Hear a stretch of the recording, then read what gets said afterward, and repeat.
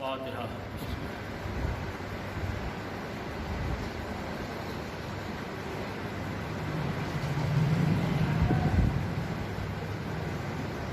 لا حول ولا قوة إلا بالله العلي العظيم۔ بسم الله الرحمن الرحيم۔ نحمده ونصلي على رسوله الكريم وآله الطيبين الطاهرين المعصومين المظلومين، ولعنة الله على أعدائهم أجمعين من آن إلى قيام يوم الدين۔ أما بعد فقد قال رسول الله صلی اللہ علیہ وآلہ وسلم: من مات على حب آل محمد مات شہیدہ۔ ناظرین محترم، آپ حضرات سے گزارش ہے کہ ایک بار سورہ الحمد اور 3 بار سورہ توحید کی تلاوت فرما کر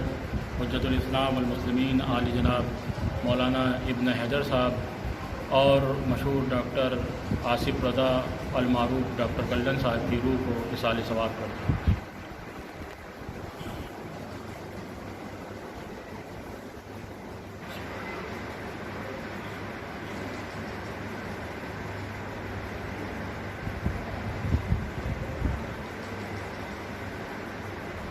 حضرات مومنین،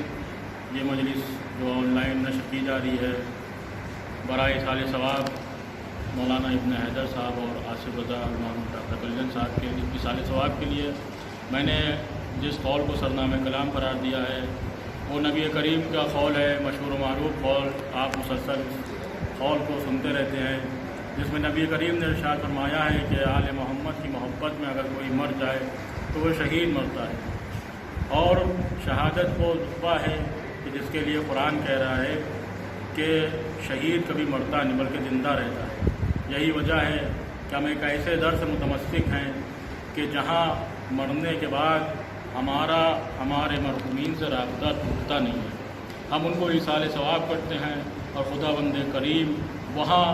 اس کو ان نعمات سے نوازتا ہے جو وہاں پہ ضرورت ہوتی ہیں۔ یہ مجالس صرف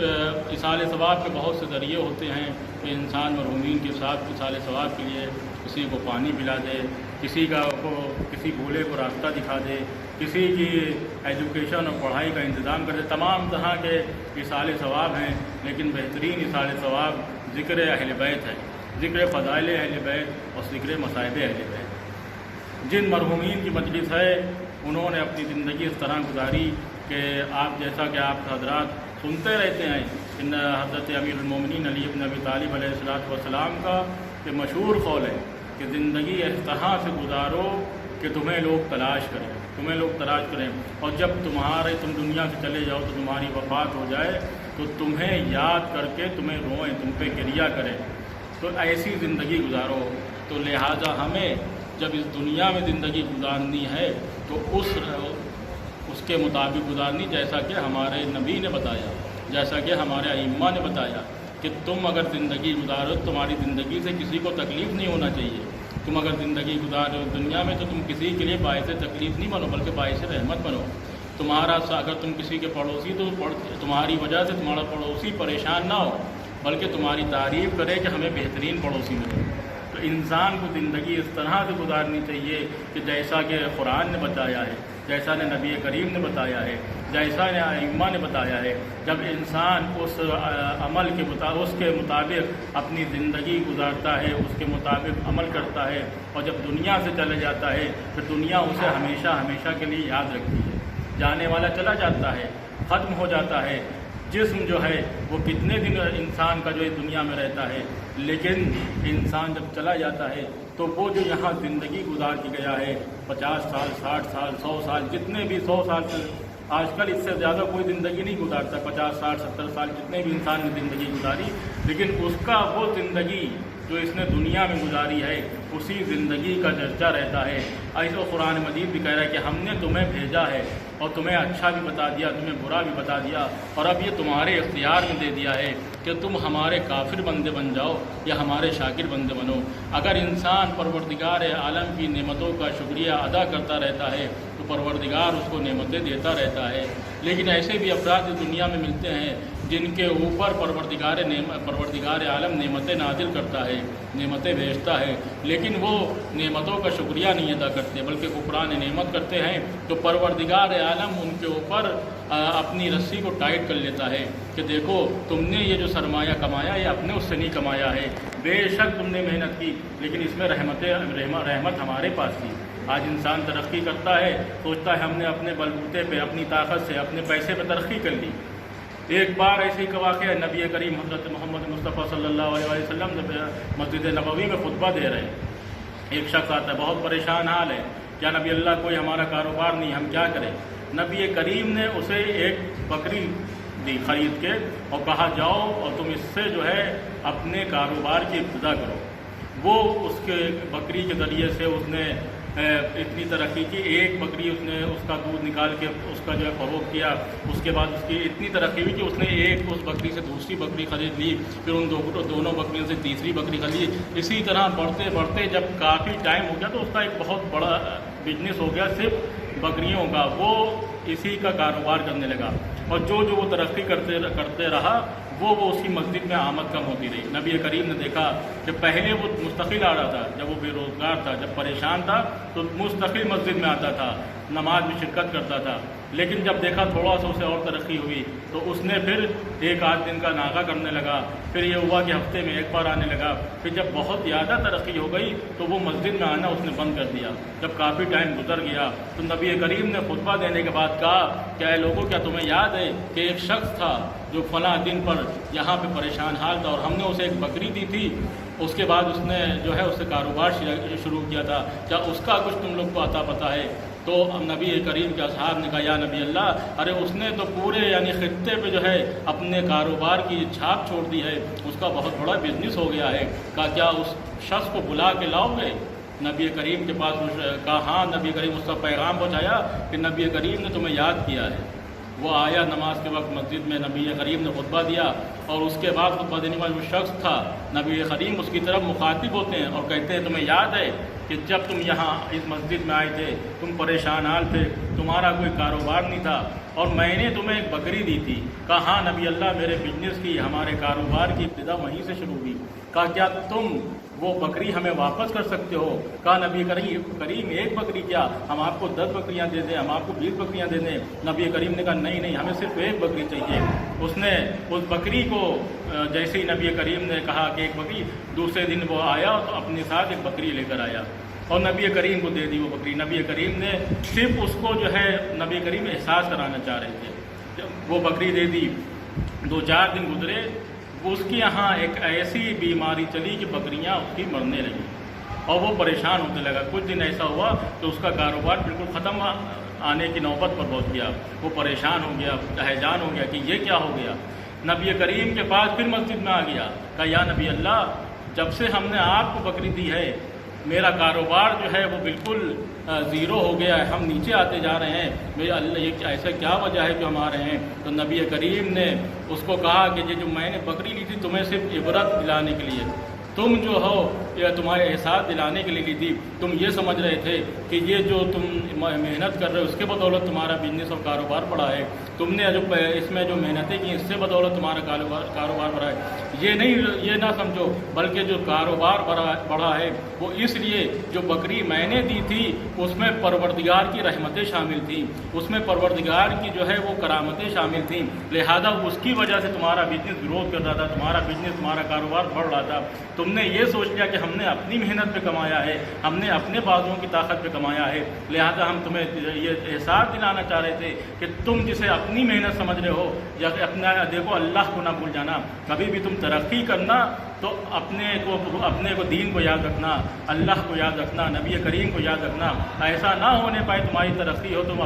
نبی کو بھول جاؤ، دین کو بھول جاؤ۔ لہذا نبی کریم نے اس بکری کو دیا اس کو اور کہا جاؤ تمہاری انشاءاللہ اس بکری کے ذریعے سے تمہارا پھر کاروبار ہوگا، لیکن یہ یاد رکھنا کبھی بھی ترقی کرنا، نہ دین کو بھولنا، نہ تم اللہ کو بھولنا، نہ نبی قرآن کے پیغام کو بھولنا۔ یعنی نبی کریم کا پیغام یہ تھا کہ زندگی اگر تمہارے ترقی کر لی ہے تو تم یہ نہ سوچ لینا کہ ہم نے اپنے بلبوتے پہ کما لیا، ہم نے اپنے پیسہ کما لیا، بلکہ تم یہ سوچنا کہ پروردگار نے ہم کو نعمتوں سے نوازا، ہمیں اس کا شکریہ ادا کرنا ہے۔ شکریہ کس طرح؟ شکریہ نماز کے ذریعے، شکریہ دوسروں کی مدد کے ذریعے، شکریہ دوسروں کے اوپر جو ہے پریشانیوں میں ان کے ساتھ کھڑے ہونے کا، اس طرح سے شکریہ ادا کرنا ہے۔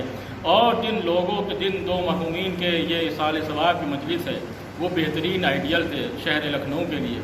چاہے وہ حجت الاسلام مولانا ابن حیدر صاحب ہوں، چاہے ڈاکٹر کلن صاحب ہوں، کہ ان کے نے جو زندگی گزاری ہے وہ تعلیمات اہل بیت کے سائے میں زندگی گزاری، کہ اگر دیکھیے پیشے کے مطابق، یعنی اگر انسان کہتے ہیں کہ اگر گھوڑا گھاس سے دوستی کر لے تو کیا کھائے گا؟ اگر انسان کو کوئی پیشہ ہوتا ہے تو اگر اس میں جو ہے وہ انسان کمانا چاہتا ہے، لیکن اہل بیت کی تعلیمات یہ ہیں کہ اگر تمہارے پاس کوئی ہنر ہے، اور کوئی تمہارے ہنر سے کوئی غریب، کوئی پریشان حال اس ہنر میں تم مددگار ثابت ہو سکتے ہو تو اس کی مدد کرو۔ اسی طرح مولانا ابن حیدر صاحب کو آپ دیکھ لیے کہ بہترین عالم تھے، نہ جانے کتنے لاتعداد شاگرد ہیں جو ان سے استفادہ کرتے تھے اور ان کے پاس بیٹھتے تھے، اور علماء کی یہی صفت بھی ہے کہ جس کے پاس لوگ بیٹھتے ہوں، جس سے لوگ ملنے کے مشتاق ہوں، تو ایسی زندگی دونوں مرحومین نے گزاری ہے۔ انسان کو بھی اپنی زندگی اسی طرح گزارنی چاہیے کہ جب وہ دنیا سے جائے تو لوگ جو ہیں وہ خوش نہ ہوں، ظاہراً تو غم کریں لیکن دل میں خوش نہ ہوں، بلکہ ایسی زندگی گزارنا چاہیے کہ جب دنیا سے انسان جائے تو لوگ غمگین ہوں، غمزدہ ہوں، اور ذکر خیر کریں کہ جانے والا چلا گیا ہے، لیکن کتنا بہترین انسان دنیا سے گیا، کتنا لوگوں کا مددگار ثابت ہوتا تھا، کتنا، اور یہی ہمارے مولا کی زندگی تھی کہ جب مولائے کائنات کی شہادت ہوئی تب پتہ چلا کہ جو دنیا سے گیا ہے وہ نہ جانے کتنے یتیموں کی پرورش کر رہا تھا، نہ جانے کتنی بیواؤں کے سر پہ عصمت کی چادر اڑاتا تھا، نہ جانے کتنے غریبوں کے لیے وہ سہارا بنا ہوا تھا۔ ایسی زندگی جو ہے ائمہ کی زندگی تھی۔ بس عزیزان محترم، تو ہمارا مقصد یہ ہے کہ زندگی اس طرح گزارو جیسے اہل بیت نے بتایا ہے، زندگی ایسی گزارنا چاہیے جیسے دین نے بتائی ہے، زندگی ایسی گزارنا چاہیے کہ جیسے قرآن کی تعلیمات ہے۔ جب انسان اس کے مطابق زندگی گزارتا ہے تو اس کی دنیا بھی کامیاب ہوتی ہے، وہ آخرت میں بھی کامیاب اٹھایا جائے گا، اور جب انسان کامیاب ہوتا ہے تو یقیناً وہ ایک کامیاب ترین انسان ہوگا، وہ کامیاب ترین انسان ہوگا، وہ اللہ کا بہترین بندہ ہوگا جس نے اپنی دنیا کو اس طرح سے رہا، اور وہ وہاں بھی جب اٹھایا جائے گا تو کامیابی اور کامرانی کے ساتھ اٹھایا جائے گا۔ آج کسی کے گھر میں بھی موت ہوتی ہے، جانے والا چلا جاتا ہے، ذکر خیر ہوتا ہے، تسلی دی جاتی ہے، جانے والے کے جو وارثین ہیں، بیٹا ہے، بیٹی ہیں، اولادیں ہیں، زوجہ ہیں، تمام جب خانوادہ ہے وہ تسلی دیتا ہے کہ جانے والا چلا گیا ہے لیکن اپنی پیچھے یادیں چھوڑ گیا ہے۔ دنیا کا یہی دستور ہے کہ کوئی بھی جانے والا جاتا ہے تو اس کے غسل و کفن کا انتظام کرا جاتا ہے۔ آپ نے دیکھا پوری دنیا میں ایک وبا پھیلی ہوئی ہے جس کی وجہ سے ہمارے علماء مجتہدین کا بھی یہی حکم ہے کہ پبلک زیادہ جمع نہ ہو۔ ہمارے جو گائیڈ لائن گورنمنٹ کی طرف سے وہ بھی یہی ہے کہ یعنی پبلک کہیں پہ نہ جمع ہو۔ تو آن لائن زیادہ تر مجالس ہو رہی ہیں، لوگ کم شریک ہو رہے ہیں، اگر کوئی انتقال بھی کر رہا ہے تو لوگ کم جا رہے ہیں، لیکن پھر بھی جانے والا گیا، اس کا کفن ہو گیا، قبر میں اتارنے والے لوگ تھے، کافی حضرات جو ہے سورہ فاتحہ پڑھنے والے تھے، کافی حضرات نے بیٹوں کو تسلی دی، بیٹیوں کو تسلی دی، لیکن ذرا تاریخ اسلام میں ایک ایسا بھی واقعہ ہوا ہے کہ جہاں باپ کا جنازہ پڑا ہوا ہے، بیٹا دفن نہیں کر سکتا ہے۔ ہاں، عزاداران امام مظلوم کربلا بہترین اثار ثواب مصائب سید الشہداء ہے۔ جب امام حسین علیہ السلام عاشور کو 10 محرم سن 61 ہجری عاشور کا دن تھا کہ امام حسین علیہ السلام نے کربلا کے میدان میں دین اسلام بچانے کے لیے اپنا گھر بار لٹا دیا، اپنی اولاد، اپنی گود کے بالوں کو قربان کر دیا۔ اس کے بعد امام حسین خود میدان میں گئے اور جنگ کی ہے، جنگ کرتے کرتے کہہ رہے ہیں تم نے میرے علی اکبر کو مار دیا، تم نے میرے قاسم کو مار دیا، تم نے میرے اون محمد کو مار دیا۔ ایک وقت وہ بھی آیا، آواز قدرت آئی ہے حسین صبر کے جوہر دکھاؤ۔ امام حسین نے صبر کے جوہر دکھائے، بھاگی بھی فوج سمٹی۔ ارے نبی کریم کے نواسے کو کوئی تیر مارتا ہے، کوئی تلوار مارتا ہے، جس کے پاس کچھ نہ تھا وہ امام حسین کی طرف خاک کربلا پھینکتا تھا۔ ارے دائیں جانب سے تیر آتے تھے، حسین بائیں جانب سے تیر آتے تھے، حسین دائیں جانب، پیچھے سے بھی تیر آتے تھے، حسین آگے کی جانب، سامنے سے تیر آتے تھے، حسین پشت کی جانب جھکتے جاتے تھے۔ ہاں عزیزوں، ایک پیشانی پر آ کے تیر ایسا لگا کہ امام مظلوم کربلا سے سنبھلا نہ گیا، گھوڑے سے زمین کی طرف تو آئے ज़मीन पर ना आए, बल्कि इतने तीर पेवस्त थे कि इमाम का जिस्म अतहर तीरों पर मुअल्लक़ था। इमाम हुसैन ने खाके करबला को समेटा, शुक्र का सजदा किया, पीछे से शिमर मलून बढ़ा, खुद खंजर लेकर इमाम के सर को तन से जुदा किया। फुरात का पानी नेज़ो उछला। जब 11 मुहर्रम को ये लुटा हुआ काफिला अरे उस जानिब से गुजारे जाने लगा जहाँ पे शौदाए करबला की लाशें पड़ी थी, इमाम सज्जाद ने इमाम हुसैन की लाश को देखा, चेहरे का रंग मुतगय्यर हुआ। जनाब ज़ैनब ने अपने को ऊँट से गिराया, कहे पुपी अम्मा आपने अपने को ऊँट से क्यों गिरा लिया? कहे बेटा सज्जाद मैंने देखा तुम्हारे चेहरे का रंग मुतगय्यर हो रहा है, अन करीब मुझे लग रहा था तुम भी हमारा साथ छोड़ दोगे। कहे पुपी अम्मा आपने देखा नहीं, इन्होंने अपने पुश्ताए नजिस को तो दफन कर दिया। अरे मेरा बाबा 3 दिन का बेगोरो कफन, 3 दिन का भूखा प्यासा बेगोरो कफन जलती हुई ज़मीन पर पड़ा हुआ है। बेटा मौजूद है लेकिन हाथों में हथकड़ियाँ, पैरों में बेड़ियाँ, गले में तोहफे खारदार। इन्ना लिल्लाहि व इन्ना इलैहि राजिऊन। जज़न ख़दाई तस्लीमन लिअमरे। आप हज़रात से गुजारिश है, एक बार सूरह अलम, 3 बार सूरह तौहीद की तिलावत फरमा कर हुज्जतुल इस्लाम अली जनाब मौलाना इब्न हैदर साहब अल्लाह मक़ामा और डॉक्टर आसिफ रज़ा अल-मारूफ डॉक्टर कल्लन साहब की रूह को बख्श दे।